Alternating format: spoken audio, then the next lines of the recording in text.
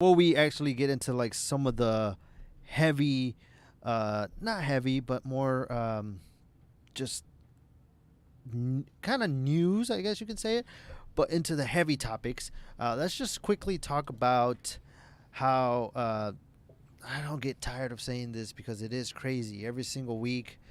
Um, we live in such a great state called Michigan where sometimes you'll get to experience all seasons in the same week, right? Well, it started off with a warm week. It started off warm during the beginning of the week, like Monday, and then it drastically started getting cold again. And now it looks like we're gonna get up into warm weather this weekend, which I know all of us are tired of the cold. I know I'm tired of the cold. I'm tired of winter. Spring is right around the corner, and I cannot wait for it, for warm weather.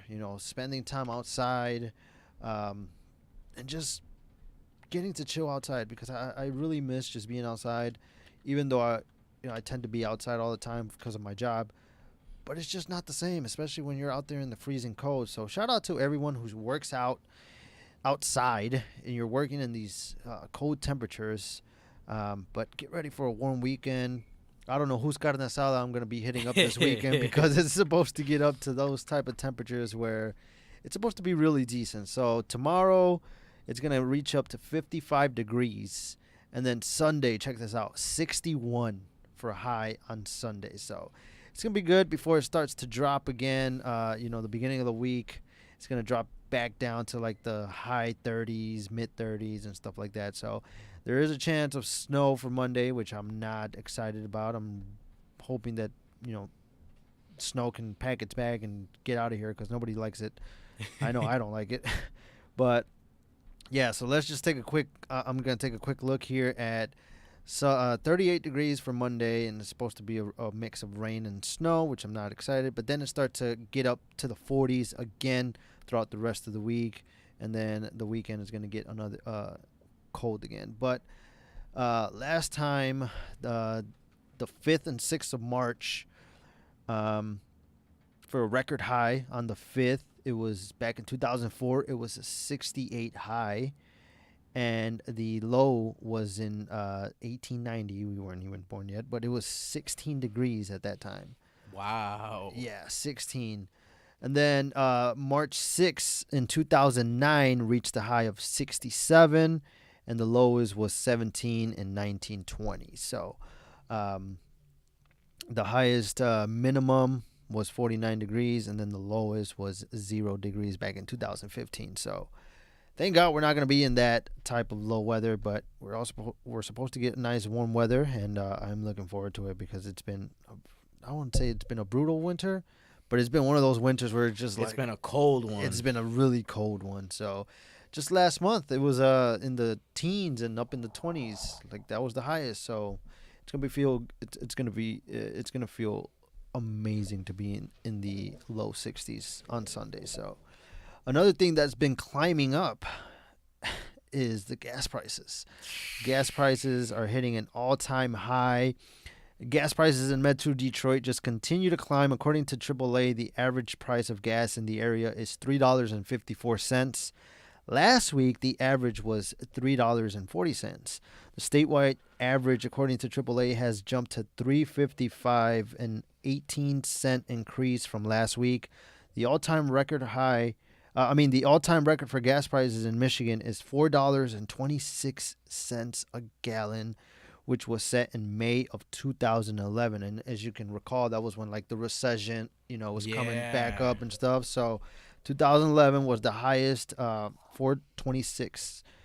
And as the conflict in Ukraine continues, so with a conflict at the pump, because the pain at the pump for me, it's like every time I pull up to the gas station, I'm like, oh, here we go again. Here we go again. Start crying. Yeah, because oil is up to $100 a barrel, and gas prices are soaring to record highs. In California, is almost at $5. $5 in California, and not just that. Food prices are also up for products like wheat, as Russia and Ukraine make up over a quarter of global wheat exports. Russia and Ukraine combined are major exporters of foodstuffs, including wheat, corn, sunflower oil, that goes into everything from pasta, bread, just a whole bunch of stuff. So prices will continue to climb according to experts, and with summer right around the corner, they say it will take a while for things to get better. So Sheesh. refineries will be going under maintenance, and we will be switching between the winter blend to summer blend. This could send prices closer to $4 per gallon. So I am not excited for that. I really, last week we talked about going to the past. I really wish we can go to the past because I'd be riding a horse to work or something. He said a horse. Oh my these, God. These gas prices are ridiculous, bro. So every time I fill up, I feel the pain. I definitely feel the pain. So yeah, it don't seem like things are getting better when it comes to the gas prices. But man, what can we do? With this whole thing going on right now, it's very unfortunate. Another thing that happened this week that was very unfortunate was in the city of Lincoln Park. It was the talk about the week, all last week, and it actually happened. I think it was late last week. It was like Thursday or Friday. Or Friday. Yeah, I believe, last week, right? So there was this incident that happened in the Lincoln Park girls' restroom, where 4 female students were found smoking meth in the girls' restroom after they posted a video on social media, and that's how I don't. That's the thing. How the hell does that happen? The thing is, like, with teenagers, especially at that age, because they were freshmen and sophomores, right? And they're still, young, 14, 15, maybe 16 years old max. But, like, they don't think, and they just post whatever on social media, right? So this video goes viral, and they get caught, obviously.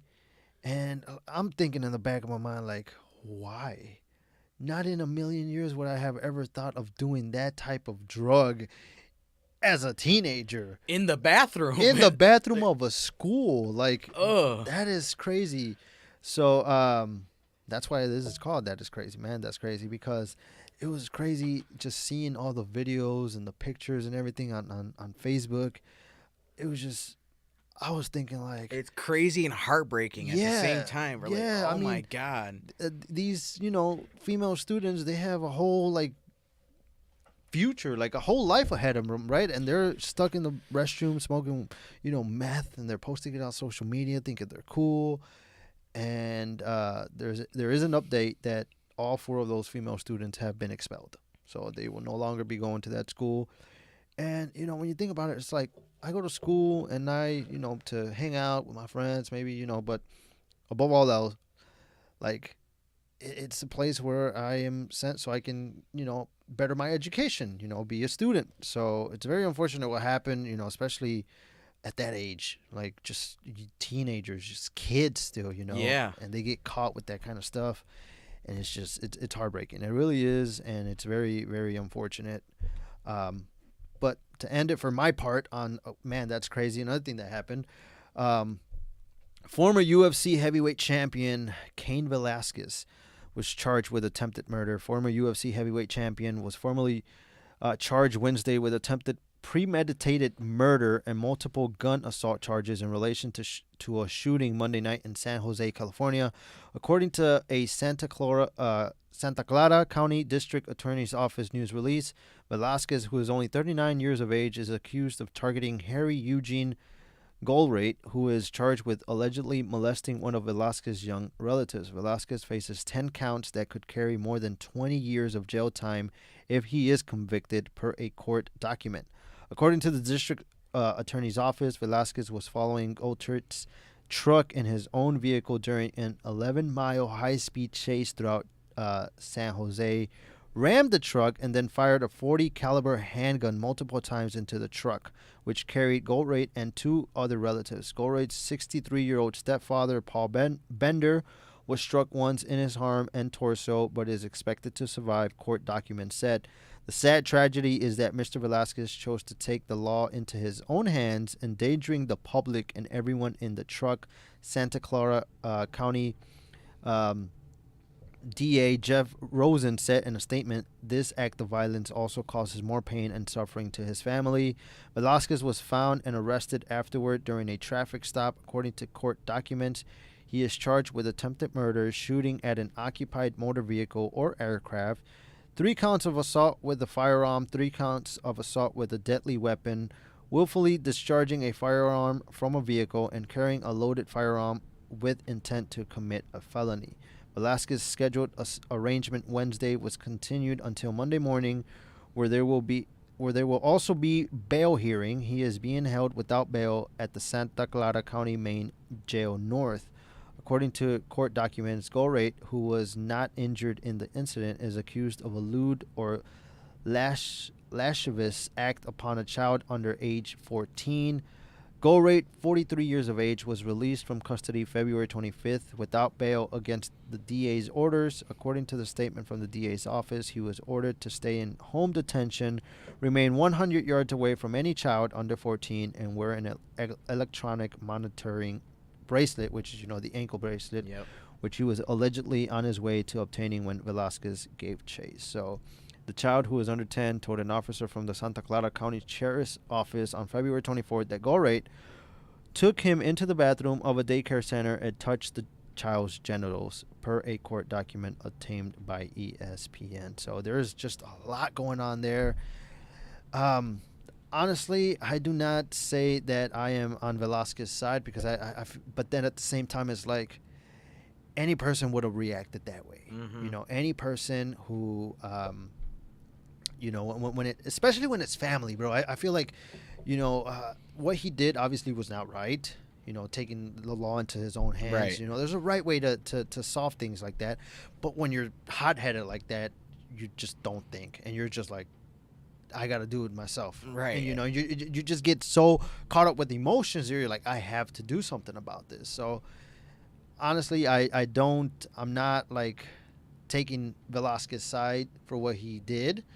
But at the same time, it's like, I understand where he's coming from. Shoot. When I heard this, I was more upset that he didn't pull him out and, beat him up. Yeah. You know what I mean? Like, why'd you shoot? Like, you're a former heavyweight champion. You should have literally pieced that dude up. I bet you he'd have never done anything like that again in his life. No. You know what I mean? Like, yeah. But like you said, being in the moment, hot-headed, honestly, I probably would have done the same thing. You, at that moment, especially when it's a child under 14 years old at that time, I think the child was 10. Yep. Yep. I can understand. That's my daughter. My daughter's 10. She just turned 10 years old, like, not even a week ago. So, like, I completely understand where he's coming from, but like you said, there's a way to go about things. There's a right and there's a wrong way, and obviously, he went the wrong way about it. So yeah. I mean, he could have easily got that guy out, beat him up, and it would. I would have took an assault charge. Yeah, you know what I mean. It would have been what would that have been like a domestic, not domestic, disorderly conduct, or like a battery charge or something. Just an assault charge. Yeah, that's what I'm saying. Yeah. Like, obviously, he probably wasn't going to kill the dude. Honestly, though, but him being who he is, I'm pretty sure that they still would have gave him like a murder charge or something like that because of his history, and he's a trained killer. You know what I mean? Like these guys are trained to take you out. So I mean, and that's why I was more so surprised that he pulled a .40 caliber on him. I'm like, why? Like, such a big gun, and you're a big dude, and you ain't. You know what I mean? Like, yeah. But no, I completely understand where he's coming from, bro. Like, it's tough. It really is tough. So, but yeah, we'll just keep updated with what's going on with that whole situation. And they're gonna have a hearing that's continued till Monday to see what the outcome of that whole, the whole thing, the whole story going on there. So, what do you got, Z, for this? Oh, we are going overseas. Obviously, if you live on a deserted island and you don't have TV, everybody knows that the situation down over in Ukraine is getting very, very crazy day by day. I believe we're in the 6th day of the invasion. Yeah. Day 6 of the invasion. Day 4, this was actually something that really surprised me. Day 4, 2 days ago, there was an elite Chechen